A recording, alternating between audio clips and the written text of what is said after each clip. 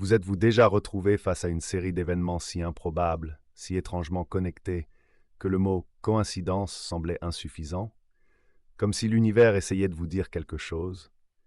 C'est ce que le célèbre psychiatre Carl Jung a appelé la synchronicité, et aujourd'hui, on plonge dans ce concept fascinant et controversé. Au-delà du hasard, Carl Gustav Jung, pionnier de la psychologie des profondeurs, ne se satisfaisait pas des explications simplistes. Pour lui, l'esprit humain était un territoire bien plus vaste que ce que la science classique voulait bien admettre. Et dans ce territoire inexploré, il aperçut une force à l'œuvre derrière certains événements de nos vies, une force qui défiait le simple hasard. Il ne s'agissait pas de nier la causalité, ce principe fondamental qui veut que chaque effet ait une cause. Non, il s'agissait d'envisager une autre forme de lien, un lien acausal, où les événements seraient reliés non pas par une chaîne linéaire de causes et d'effets, mais par un sens, une signification. Imaginez, vous êtes plongé dans vos pensées, et soudain, une image, une phrase, un souvenir vous revient comme sorti de nulle part. Et quelques instants plus tard, vous tombez sur un livre, une conversation, un événement dans le monde extérieur qui fait écho à cette pensée avec une précision troublante. Coïncidence peut-être. Mais que se passe-t-il quand ces coïncidences, ces petits clins d'œil du destin, se multiplient, se font plus insistantes, au point de dessiner un chemin, un message à travers le chaos apparent du quotidien?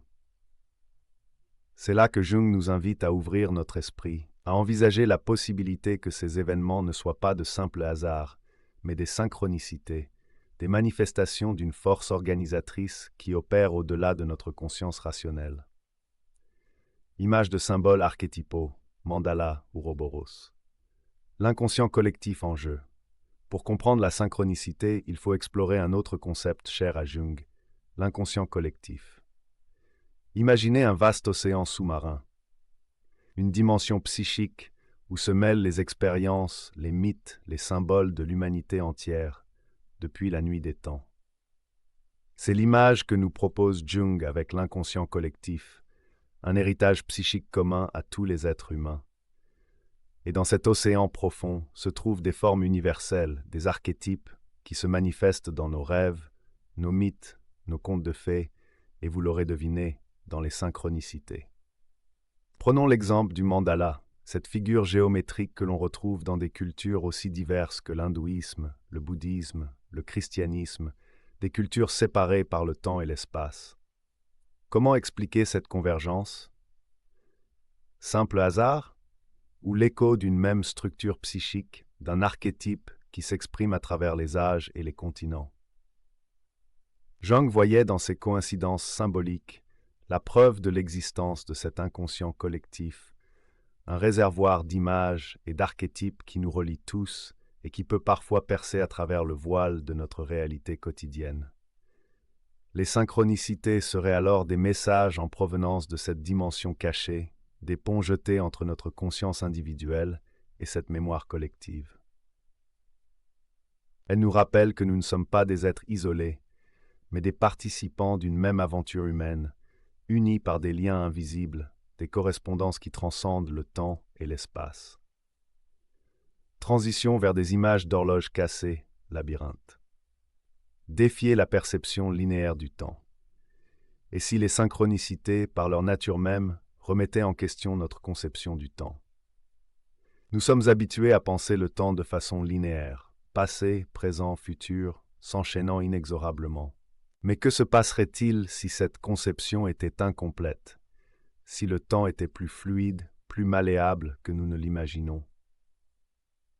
Des physiciens, comme le physicien quantique Nikola Gysin, explorent des modèles où le temps ne serait pas un long fleuve tranquille, mais un océan aux multiples courants, où passé, présent et futur coexisteraient dans un entrelacement vertigineux. Imaginez un instant, si le temps n'est pas linéaire, alors la causalité elle-même, cette relation de cause à effet qui structure notre compréhension du monde, pourrait être remise en question. Les synchronicités, ces événements qui semblent défier la logique de la causalité, pourraient-elles être des fuites, de ces autres dimensions temporelles. Des messages en provenance d'un futur qui nous influence déjà ou d'un passé qui n'a pas fini de nous parler. Jung lui-même était fasciné par ces coïncidences temporelles, ces moments où le passé semblait s'inviter dans le présent de manière significative.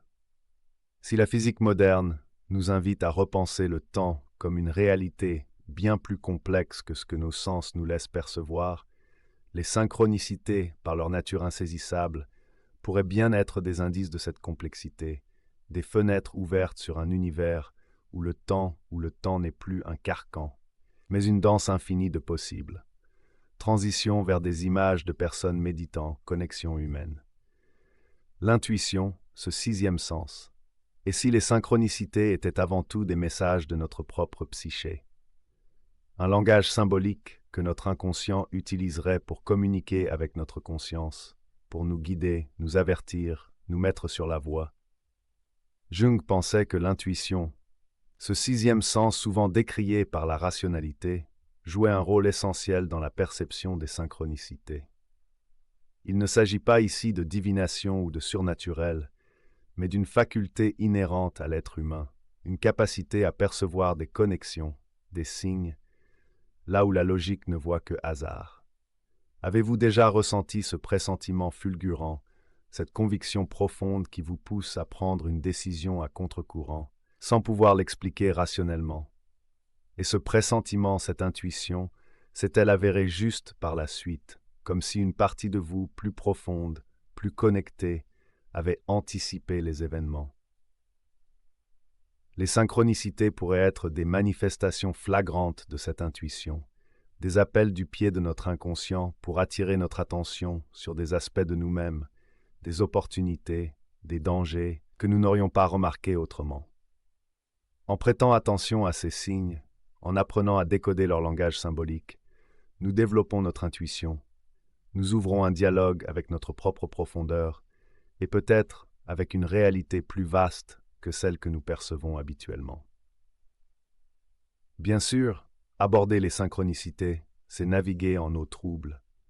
Le scepticisme est de mise, et il est facile de crier à la superstition, à la pensée magique.